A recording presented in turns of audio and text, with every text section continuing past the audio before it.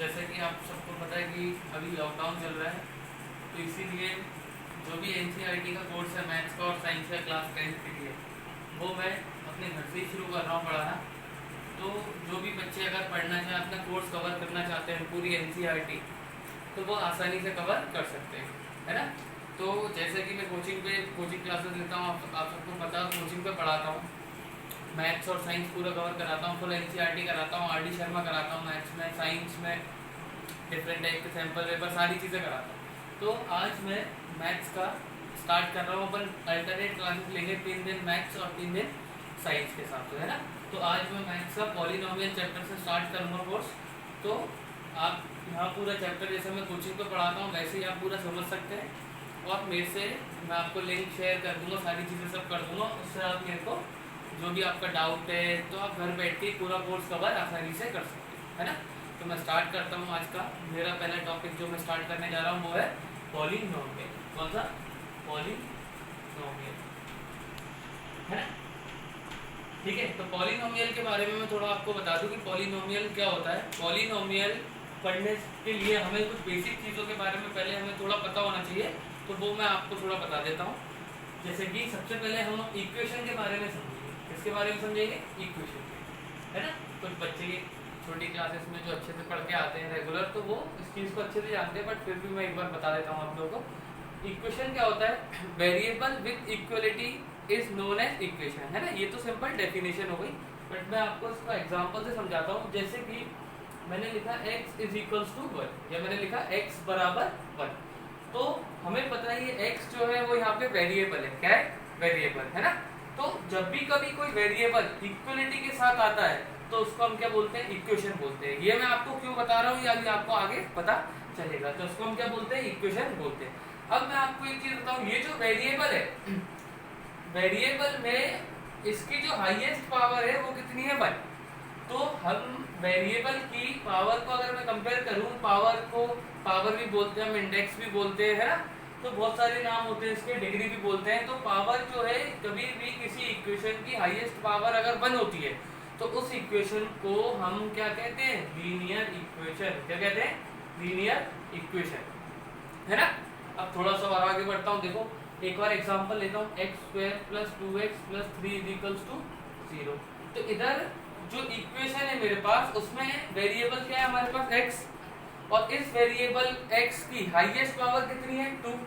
जब कभी किसी इक्वेशन की डिग्री या पावर 2 होती है हाईएस्ट, तो उस इक्वेशन का नाम होता है क्वाड्रेटिक इक्वेशन। क्या होता है? Quadratic equation. क्या बोलते हैं हम? Quadratic equation. उसके बाद थोड़ा सा और फर्दर जाएंगे। देखो x³ + 3x² + 2x + 4 = 0। इधर जो हमारे पास इक्वेशन है उसमें जो x की हाईएस्ट पावर है वो हमारे पास कितनी है? 3। जब भी कभी किसी वेरिएबल की हाईएस्ट पावर 3 होती है तो उस इक्वेशन का नाम होता है क्यूबिक इक्वेशन। क्या बोलते हैं? Cubic equation. ये सब चीजें मैं आपको इसलिए बता रहा हूँ क्योंकि जब मैं इसमें और आगे जाऊंगा तो इधर जब हम एक और एग्जांपल लेंगे, x की पावर 4 आएगा, उसमें x की पावर 5 आएगा, और भी बहुत सारी डिग्री के और हाईएस्ट डिग्री की चीजें हमारे को मिलेंगी, इक्वेशन मिलेगी। तो वो सारी इक्वेशन किसमें काउंट होती है? पॉलिनोमियल्स में काउंट होती है। किसमें होती है? पॉलिनोमियल्स में काउंट होती है ना। ठीक है, मैं बता देता हूँ, है ना, फिर आगे बढ़ते हैं। मैंने आपको डेफिनेशन से क्लियर कर दिया। अब हम एक एग्जांपल लेते हैं, x² + 2x + 3 = 0। ये एक इक्वेशन ली मैंने जिसमें x की हाईएस्ट पावर 2 है, जिसको हम क्या बोलेंगे? Quadratic equation. क्या बोलेंगे? Quadratic equation. तो क्वाड्रेटिक इक्वेशन जो है ये बता रही है आपको, वैसे क्वाड्रेटिक इक्वेशन का जनरल फॉर्म हम उस चैप्टर में पढ़ेंगे। आपको एक बार बता दूं, ax² + bx + c = 0, जिसमें a कभी 0 नहीं होता। अगर a 0 हो जाएगा तो ये लीनियर बचेगी, अगर a 0 हो गया तो ये पोर्शन हट जाएगा, और इधर x की हाईएस्ट पावर कितनी बचेगी? 1, तो ये क्या हो जाएगा? Linear equation. तो ये सारी चीजें अपन क्वाड्रेटिक इक्वेशन में डीपली देखेंगे।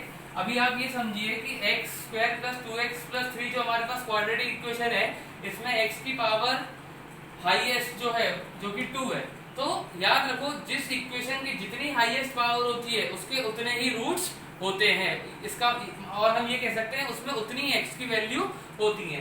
तो ये x² इसकी हाईएस्ट जो पावर है 2, इससे ज्यादा हिसाब से इसके दो रूट्स हैं, एक x1 और एक x2, है ना। या तो हम इसको x1 और x2 बोल लें, नहीं तो हमारे कोर्स के अकॉर्डिंग हम इसको क्या बोलते हैं, एक को अल्फा और एक को बीटा। क्या बोलते हैं, अल्फा और बीटा। तो अल्फा और बीटा जो है हमारे रूट्स हैं किसके, क्वाड्रेटिक इक्वेशन के। तो ये हमें इस चैप्टर में अल्फा और बीटा निकालना है। अल्फा बीटा निकालने के साथ साथ इनके बीच में कुछ रिलेशन है वो हमें पढ़ना है। तो ऐसे हमें इस चैप्टर को स्टार्ट करना है ना। तो एनसीईआरटी से ही मैं स्टार्ट कर रहा हूँ। एनसीईआरटी में एक्सरसाइज 2.1 में जो हमारे पास पहला क्वेश्चन है, एक्सरसाइज 2.1 में जो हमारे पास पहला क्वेश्चन है उसको आपको एक एग्जांपल एक क्वेश्चन में करके बता रहा हूँ, जिससे बाकी सारे आप क्वेश्चन इसके आसानी से लगा पाएंगे और इतना कोई ज़्यादा टफ नहीं है। क्वेश्चन में बोला कि आपको एक ग्राफ हमने दे के रखा है और इस ग्राफ में आपसे जीरोस पूछे हैं px के। किसके पूछे, zeros of the polynomial px। इसका मतलब इसमें हमें ये जो हमारे पास क्वेश्चन है इसमें हमसे x के सॉल्यूशन पूछ रहा है। किसके सॉल्यूशन पूछ रहा है, x के। तो ये बहुत सिंपल तरीका होता है। हमारे को पता है जो ग्राफ होता है उसमें दो एक्सिस होती है, x एक्सिस और y एक्सिस। ये हॉरिजॉन्टल एक्सिस को हम x एक्सिस कहते हैं और वर्टिकल एक्सिस को हम क्या बोलते हैं, y एक्सिस कहते हैं। तो जब क्वेश्चन में आपसे सॉल्यूशन बोले px के, मतलब x के सॉल्यूशन पूछें, तो आपको चेक करना है कि x पर ये ग्राफ कितनी बार कट कर रहा है। तो जो हमारे पास इस समय जो हमारे पास क्वेश्चन है उसमें x के ऊपर एक भी बार कर्व ने कट नहीं करा है। तो इसके जो सॉल्यूशन है, अगर कर्व यहाँ पे x के ऊपर x एक्सिस के ऊपर एक भी बार कट नहीं करता है तो इसका मतलब इसके हमारे पास एक भी सॉल्यूशन नहीं है। तो इसका आंसर कितना होगा, जीरो सॉल्यूशन। कितना होगा, जीरो सॉल्यूशन। फर्दर आप और क्वेश्चन देखेंगे तो उसमें ऐसा हो सकता है कि जैसे ये आपको एक कर्व बना के दे देगा, ठीक है, x एक्सिस और y एक्सिस पे, तो हमें कुछ नहीं करना, जैसे ये बना के दे दिया है ना। तो हमें सिर्फ सिंपल चेक करना है कि x के ऊपर कितने बार इसमें कट किया है ग्राफ ने। तो हमें 1 2 3 और 4, तो इसके कितने सॉल्यूशन है हमारे पास, 4 सॉल्यूशन है ना। तो 2.1 में कोई खास क्वेश्चन नहीं था, सिंपल सा एक क्वेश्चन है, उसमें सिर्फ हमें x के सॉल्यूशन चेक करने हैं, है ना। तो वो आप आसानी से कर सकते हैं।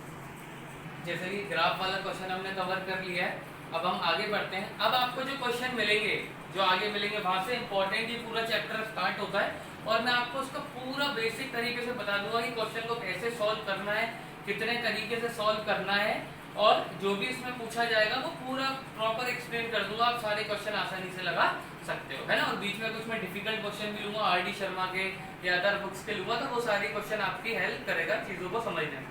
ठीक है, देखते हैं। जैसे कि मेरे पास जो इक्वेशन मैंने अभी आपके सामने बोर्ड पे लिखी है, x² - 2x - 8, तो ये हमें दिख रहा है क्वाड्रेटिक इक्वेशन है।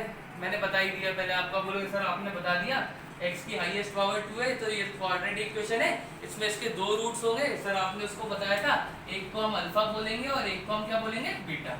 तो चलो बहुत बढ़िया, अगर आपको ये समझ में आ गया हो कि अल्फा और बीटा, तो मैं इसको आपको निकालना सिखा दूं कि अल्फा और बीटा हम कैसे निकालते हैं। तो इसको निकालने का जो हमारे पास इस समय तरीका है वो बहुत ही आसान है। उस मेथड का नाम है स्प्लिटिंग द मिडिल टर्म। क्या, स्प्लिटिंग द मिडिल टर्म। तो स्प्लिटिंग द मिडिल टर्म अगर आपको अच्छे से आता है और अच्छी कमांड है, कुछ बच्चे 9th क्लास में 8th क्लास में बहुत अच्छी पकड़ बना लेते हैं, बट कुछ बच्चे ऐसे होते हैं जिन्हें इसके बारे में कुछ पता ही नहीं होता। पता भी होता है तो उन्हें यही नहीं समझ पाता सर ये माइनस प्लस कहाँ से आता है, ये सारी चीजें। तो वो सारी चीजें अगर आप इसको देखोगे तो बहुत आसानी से समझ जाओगे, ठीक है ना। तो स्प्लिटिंग द मिडिल टर्म को मैं समझाता हूँ, ध्यान से देखो कैसे सॉल्व करते हैं।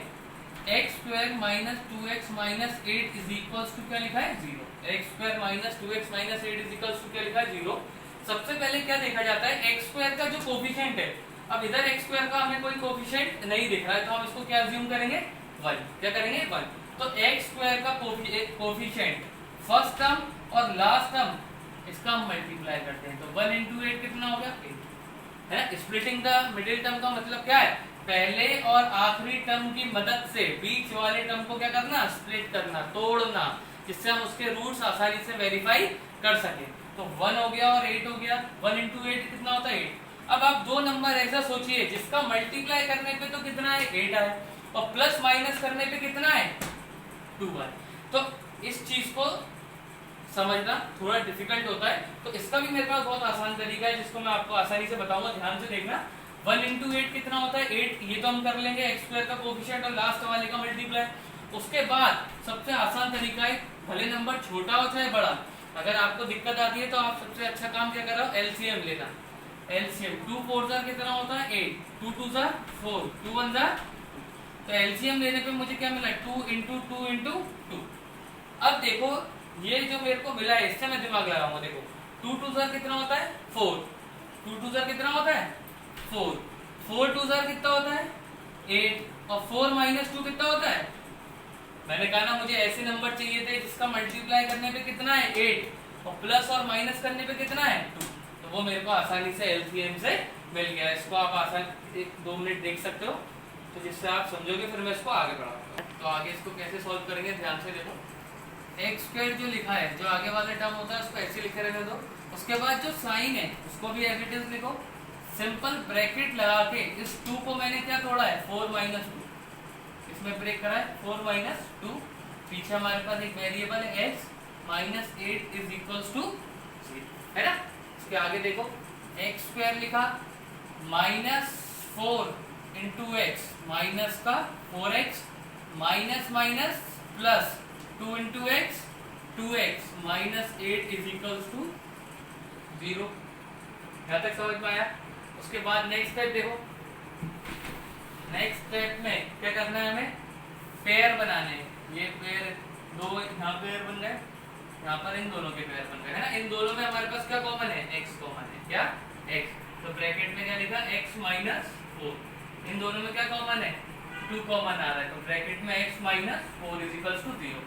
यहाँ पे फिर से एक बार बता देता हूँ, ध्यान से देखो, ये जो 2 था इसको मैंने सिंपल 4 माइनस 2 2 लिखा, बाकी कुछ चेंज नहीं किया है, ठीक है। उसके बाद 4 का x में मल्टीप्लाई करूंगा तो 4x आएगा और माइनस का साइन, माइनस माइनस क्या होता है प्लस, 2 इंटू एक्स कितना हो गया 2x और माइनस का 8 is equals to 0।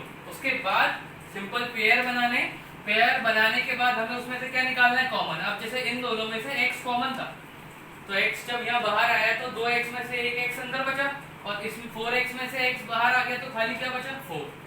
2x minus 8 में क्या कॉमन है 2, और 8 में क्या कॉमन है 2 कॉमन है, तो जैसे ही मैंने 2 कॉमन निकाला तो x माइनस कितना बचा 4 इक्वल टू कितना हो गया 0।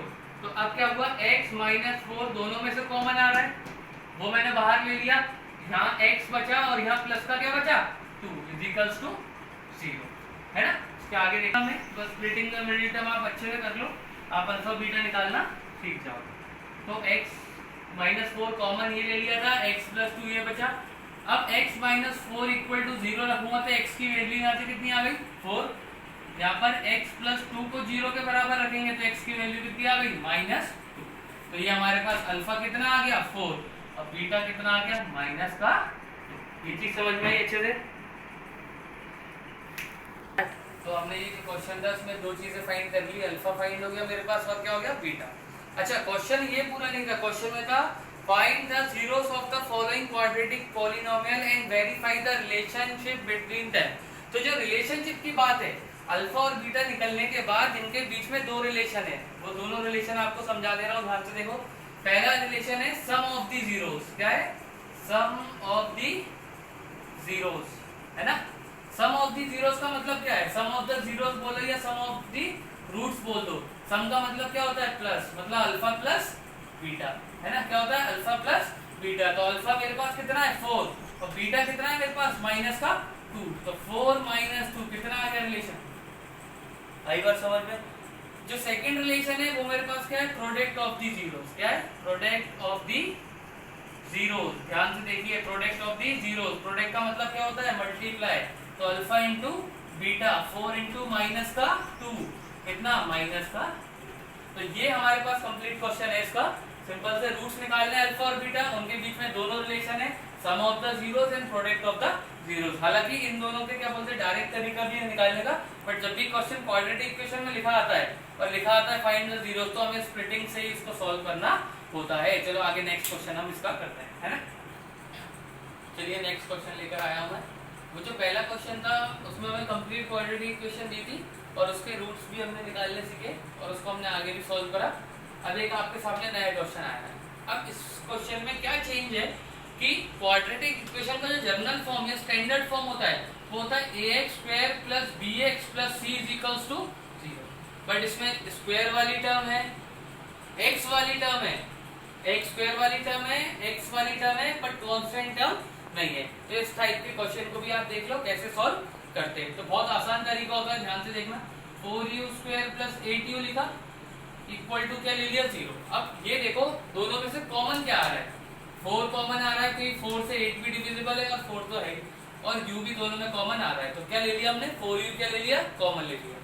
अब ब्रैकेट में क्या बच रहा है, जब 4 कॉमन आ गया और u एक कॉमन आ गया तो u² में से खाली u बचा, बीच में प्लस का साइन है, 4 टू सर कितना होता है 8 और u कहाँ आ गया बाहर, इक्वल टू कितना 0। ठीक है ना, तो ये हो गया हमारे पास। अब देखो ध्यान से, अब इसका मतलब है ये ब्रैकेट क्या बता रहा है कि ये दोनों टर्म आपस में किसमें मल्टीप्लाई में, दोनों टर्म क्या है आपस में मल्टीप्लाई में। तो या तो ये हो सकता है कि 4u 0 के बराबर होगा। भाई देखो जब दो टर्म का मल्टीप्लाई 0 होगा तो या तो दोनों टर्म 0 होंगे या कोई एक टर्म होगा, या तो ये 0 हो सकता है या ये हो सकता है। तो पहले मैंने 4u को 0 के बराबर रखा तो u की वैल्यू आ गई 0/4, कितनी होती है 0। उसके बाद u प्लस 2 मैंने कितना रखा 0, तो u की वैल्यू कितनी आ गई -। तो यहाँ से मेरे को u की दो वैल्यू मिल गई क्योंकि मेरे पास u² है और मुझे पता है u² है तो u की कितनी वैल्यू आएंगी, दो वैल्यू। तो एक हमारा हो गया अल्फा और एक हमारा क्या हो गया, एक हमारा हो गया अल्फा और एक हमारा क्या हो गया बीटा।